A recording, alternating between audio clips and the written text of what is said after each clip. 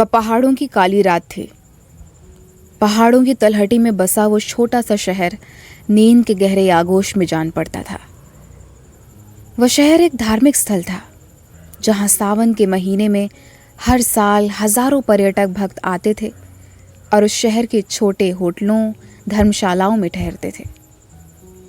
वहां एक प्रसिद्ध और विशाल मंदिर था, भोले बाबा का, जो सैकड़ों साल पुराना था। लोग भगवान शिव की पूजा अर्चना के बाद पहाड़ों पर विद्यमान प्राकृतिक सुंदरता का अवलोकन करते थे, घूमते फिरते थे और वापस लौट जाते थे। जाते वक्त शहर से वहां की प्रसिद्ध वस्तुओं की खरीदारी करना कभी नहीं भूलते थे। इस साल भी सावन के महीने में हजारों पर्यटक दूर दूर से आकर वहां इकट्ठा हुए थे। इस समय पहाड़ की तलहटी में बसा वो छोटा सा शहर अंधेरे में डूबा हुआ था। सभी अपने अपने ठिहे पर आराम फरमा रहे थे।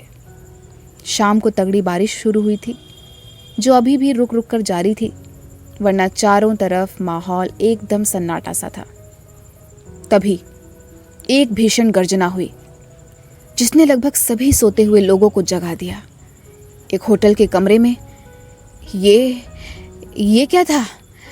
कैसी आवाज थी? 70 वर्षीय राधा मोहन हड़बड़ाकर उठ बैठा और बड़बड़ाया। तभी उसे अपने दोस्त और उसकी कंपनी के मैनेजर जगजीवन का ख्याल आया, जो अपनी पत्नी के साथ बगल वाले रूम में ठहरा था। वह पलंग से फौरन उतरा। तभी उसके रूम का दरवाजा बाहर से भड़बड़ाया जाने लगा। उसने फुर्ती से आगे बढ़कर दरवाजा खोला। ये कैसी आवाज थी? बाहर अपनी पत्नी के साथ बदहवास से खड़े जगजीवन ने हड़बड़ाए स्वर में पूछा। पता नहीं, पर थी बड़ी भयंकर। तीनों के समझ में कुछ नहीं आया था कि आखिर वो भयंकर आवाज किसकी थी।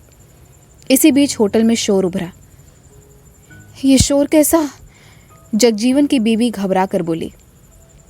लगता है कुछ गड़बड़ है, आओ देखते हैं। राधा मोहन रूम के बाहर निकलते हुए बोले। फिर तीनों लंबे लंबे डग भरते हुए आगे बढ़ गए।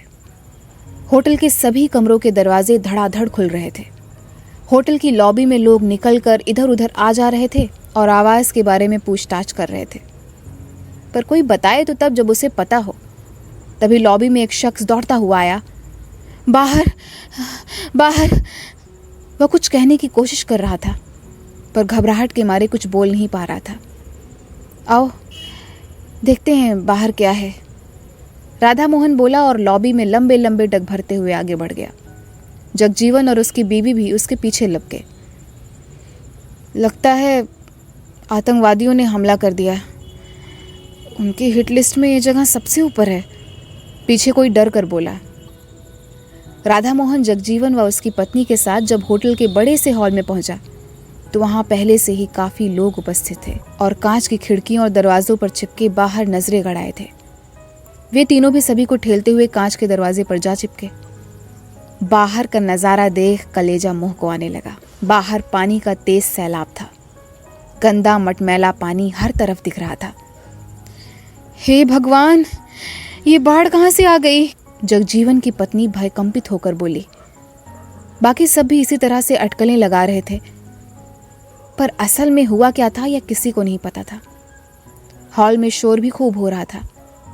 शाम से शुरू हुई बारिश में इतना पानी नहीं आ सकता, फिर इतना पानी आया कहां से था? लोगों की नजरें बाढ़ पर ही स्थिर थीं। रात के वक्त बाढ़ का पानी विशाल एनाकोंडा की सी शक्ल लिए अख्तियार किया जान पड़ता था। पानी निरंतर बढ़ता जा रहा था। उसकी भयंकर आवाज लोगों के दिलों में नगाड़ों की तरह बजती प्रतीत हो रही थी। फिर किसी ने आकर सूचना दी कि पहाड़ के ऊपर बनी पानी की बड़ी झील का बांध टूट गया है। बांध टूटने से ही वो भयंकर आवाज हुई थी और झील के पानी से ही बाढ़ की स्थिति बनी हुई है। सूचना देने वाला शख्स होटल के स्टाफ में से ही था। बाहर बारिश ने भी जोर पकड़ लिया था, जो निरंतर बढ़ता जा रहा था।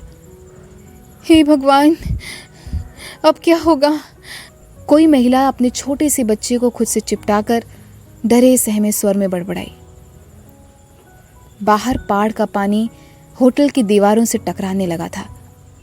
एकाएक होटल के उस हॉल के कांच का दरवाजा भड़ाक से टूटा और पानी का रेला अंदर प्रविष्ट हुआ। लोगों में चीख पुकार मच गई। फिर देखते देखते हॉल के अन्य कांच के दरवाजे एक एक करके टूटने लगे। पानी का रेला भीतर समाने लगा। चलो ऊपर भागो, कोई चिल्लाया। फिर क्या था, सब होटल की ऊपरी मंजिल की तरफ दौड़ पड़े। किसी को भी उस वक्त अपने सामान वगैरह की चिंता नहीं जान पड़ती थी। ऐसी विकट स्थिति में सामान की चिंता किसी मूर्ख को ही होगी। जहां जान बच जाए बड़ी बात होती है। राधा मोहन जगजीवन व उसकी पत्नी के साथ ऊपरी मंजिल पर बने बड़े से हॉल में जा पहुंचे। हॉल भरता जा रहा था। हर शख्स खौफ सदा लग रहा था। देखते देखते पूरा हॉल लोगों से भर गया। गनीमत थी कि होटल में लाइट थी। सब कांच की खिड़कियों दरवाजों पर चिपके से खड़े थे और बाढ़ का रौद्र रूप देख रहे थे। बाढ़ का पानी होटल की दीवारों से बुरी तरह से टकरा रहा था। लगता था होटल को नेस्तनाबूद करने का इरादा है। ऊपर से भयंकर बारिश भी उसका भरपूर साथ निभाती जान पड़ती थी। उस घड़ी रात के 2:30 का टाइम था जब यह घटना घटी थी। सर, एक युवक भीड़ को ठेलता हुआ राधा मोहन के नजदीक आकर बोला। राधा मोहन ने उसे देखा, फिर प्रश्न चिन्ह नजरों से जगजीवन की ओर देखा, जबकि युवक ने प्रणाम की मुद्रा में अपने दोनों हाथ जोड़ लिए थे। ये राघव है, अपनी कंपनी में काम करता है, जगजीवन बोला। कुछ दिनों पहले एक मन्नत मानी थी कि पूरी होगी तो भोले बाबा के दर्शन करने आऊँगा। मन्नत पूरी हो गई तो इसलिए यहाँ आया था। राघव ने उस दहशत भरे माहौल में मुस्कुराकर बिना पूछे कहा। राधा मोहन ने अपनी गर्दन धीरे से ऊपर नीचे की। चेहरे पर कोई खास भाव नहीं था। तभी राघव का फोन आ गया। एक्सक्यूज मी, उसने जेब से फोन निकालकर कहा और एक तरफ जाकर बात करने लगा। तभी लाइट गुल हो गई। लोगों में शोर शराबा बढ़ गया। डर खौफ ने अंधेरे में अपने पैर पसारने शुरू कर दिए थे। अंधेरा तो डर का वैसे भी पर्याय होता है, और जब डर वहां पहले से ही मौजूद हो तो फिर अंधेरा होने पर क्या होता है बताने की जरूरत नहीं। हर एक के दिल में अनिष्ट की आशंकाएं उभर रही थी, पर वे कितनी भयानक होंगी ये कल्पना से भी परे थी। कल्पना के दायरे में भी थी तो कोई सोचना नहीं चाहता था। डर कर मौत से पहले ही मौत के आगोश में जाना नहीं चाहते थे। एकाएक जोर से आवाज हुई। पूरी बिल्डिंग हिल गई। लोग बुरी तरह से चीखने चिल्लाने लगे। एक बार पुनः वैसी ही आवाज हुई और पूरी बिल्डिंग कटे पेड़ की भांति भरभरा कर नीचे बाढ़ के पानी में गिरी।